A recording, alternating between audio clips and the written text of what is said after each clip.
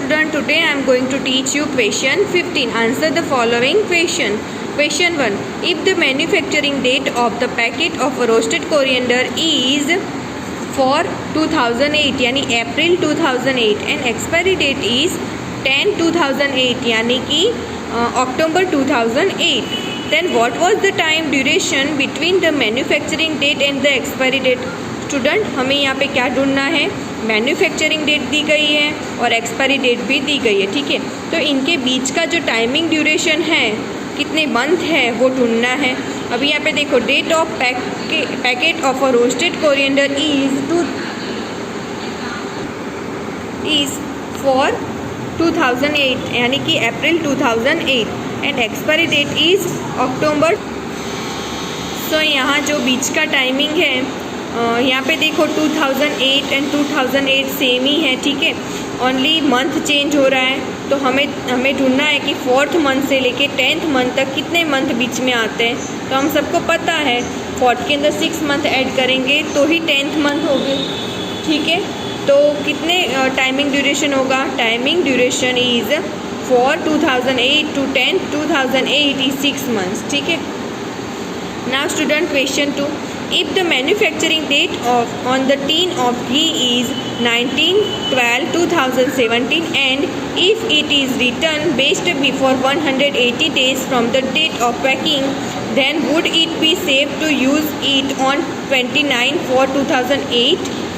तो स्टूडेंट, यहाँ पे क्या पूछा है कि अगर मैन्युफैक्चरिंग डेट घी जो है, घी का टीन आता है, उसकी मैन्युफैक्चरिंग डेट अगर 19/12/2017 दी गई है, ठीक है, और यहाँ पे लिखा है घी का जो टीन है उसके ऊपर लिखा है कि बेस्ड बिफोर 180 डेज, तो उसका मतलब ये होता है कि इस डेट से हम 180 डेज तक ही हम इसका यूज़ कर सकते हैं, उसके बाद हम इसका यूज़ नहीं कर सकते।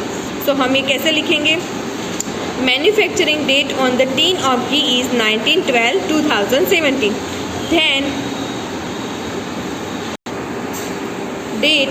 then date 29/4/2018 is come before 180 days। तो यहाँ पे हमें ये पूछा था कि 29/4/2018 को हम ये घी यूज़ कर सकते हैं, ये घी का टीन यूज़ कर सकते हैं, घी यूज़ कर सकते हैं, हाँ, क्योंकि 19/12/2017 यानी दिसंबर 2017 की कौन सी डेट है? 19, उस डेट से हम अगर 180 डेज गिनने लगे, ठीक है, काउंट करेंगे 180 डेज, तो उसके अंदर ही ये डेट आ जाती है, ठीक है। So then date 29/4/2008 is come before 180 days from the date of packing. So yes, it would be safe to use.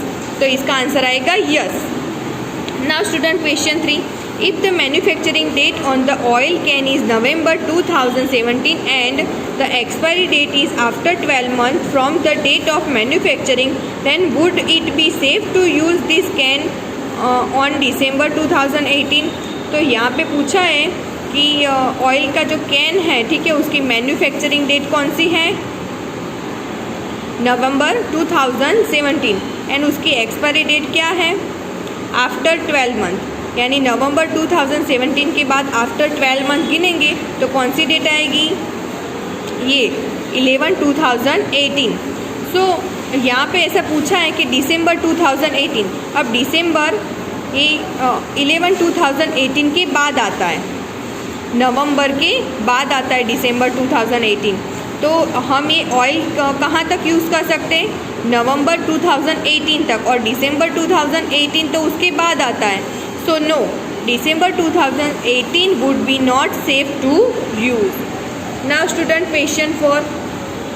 If the manufacturing date written on a packet of tea was 27/3/2017 यानी कि मार्च के 2017 manufacturing date है 27 and the expiry date was written 12 month from the date. Expiry date कब होगी इसकी?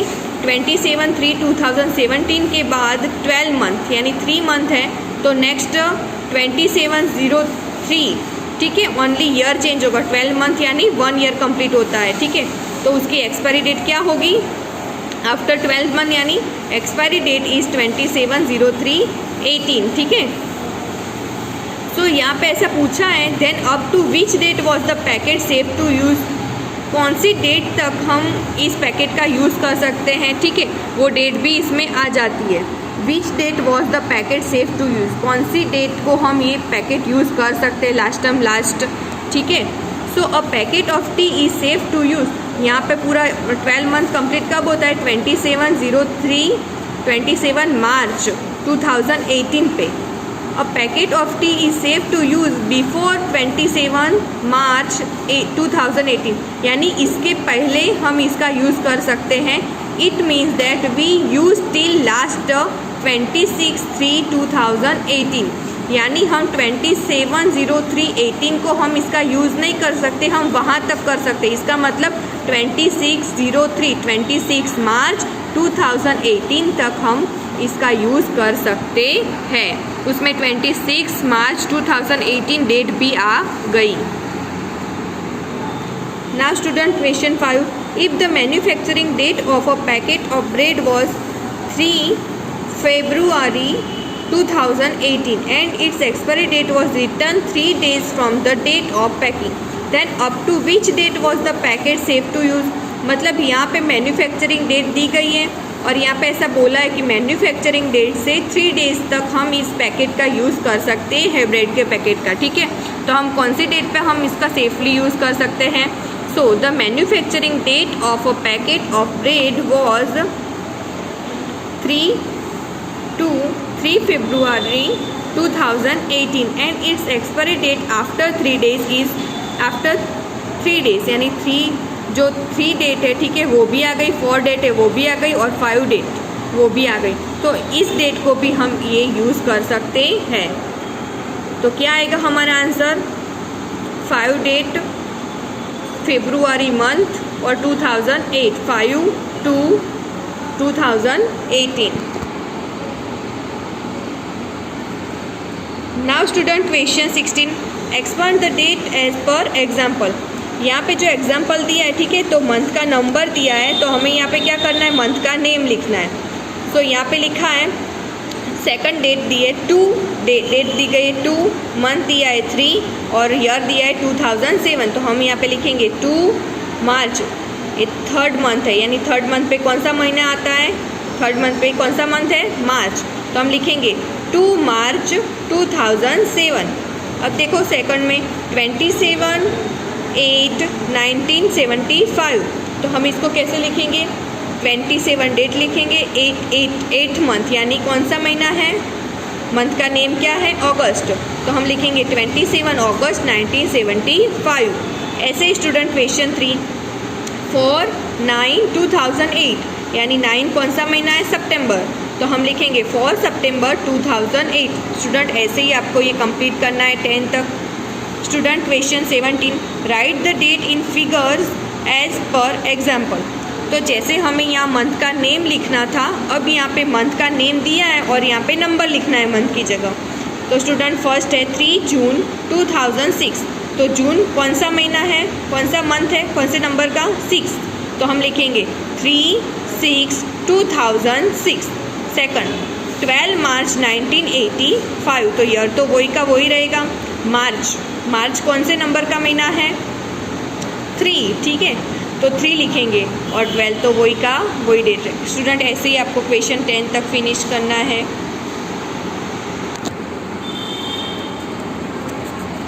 Now student question 18। तो student यहाँ question 8 में क्या दिया है, complete the details of the table. यहाँ पे नंबर दिया है, टाइम बाय अ 12 आवर क्लॉक, यानी 1 o'clock, टाइम बाय अ 24 आवर क्लॉक, यानी 12 आवर की क्लॉक होती है, उसमें जो टाइमिंग होता है वो यहाँ पे है। तो स्टूडेंट यहाँ पे देखो 1 o'clock है, ठीक है, तो 24 आवर की जो वॉच होती है उसमें हम 1 o'clock को कैसे लिखते हैं, 13 आवर 00 मिनट्स। कैसे, सी हियर 24 आवर क्लॉक। देखो हमारी ये वॉच होती है, उसमें टोटल 12 आवर होते हैं, ठीक है, 12 आवर होते हैं। तो देखो 12 से स्टार्ट होता है, तो 12 आवर तक कितने आवर होते हैं हमारे पास, टोटल 12 घंटे होते हैं, ठीक है। और 24 हावर की वॉच में क्या होता है, 12 घंटे के बाद फिर नेक्स्ट फिर से जो ये minute hand and hour hand है वो फिर से घूमता है, तो हम इसको बोलते हैं 13। ठीक है, 13, 14, 15, 12 के बाद 13, 14, 15, 16, 17, 18, 19, 20, 21, 22, 23 हम उसको ऐसे लिखते हैं। ठीक है, तो स्टूडेंट यहाँ पे जैसे कि हम यहाँ पे बोले कि 1 हावर, ठीक है, 1 o'clock, 1 o'clock इसको हम 12 हावर की जो क्लॉक होती है उसमें 1 o'clock बोलते हैं, तो 24 हावर की जो क्लॉक होती है उसमें हम बोलते हैं 13 हावर 00 मिनट्स। तो स्टूडेंट देखो सेकंड 5 हावर 45 मिनट्स, इसको हम कैसे लिखेंगे, देखो 12 के बाद 1 पे 13, 14, 15, 16, यहाँ पे हम 5 हावर 45 मिनट्स बोला था, तो 5 की जगह हम लिखेंगे 17 हावर 45 मिनट्स। ठीक है, देखो यहाँ पे। फिर स्टूडेंट 3 हावर 30 मिनट्स, तो हम इसको कैसे लिखेंगे, 3 हावर को हम क्या बोलेंगे, 15 हावर 30 मिनट्स ऐसे लिखना है। स्टूडेंट ऐसे ही आपको सारा 10 तक कंप्लीट करना है। 7 हावर 40 मिनट्स, उसको हम कैसे लिखेंगे, 7 पे देखो क्या है 19, तो 19 हावर 40 मिनट्स ऐसे हम लिखते हैं। तो आपको स्टूडेंट ऐसे इक्वेशन 10 तक फिनिश करना है। होमवर्क में student right the given answer of page number 54, 55 and 56, ये यहाँ तक कंप्लीट करना है।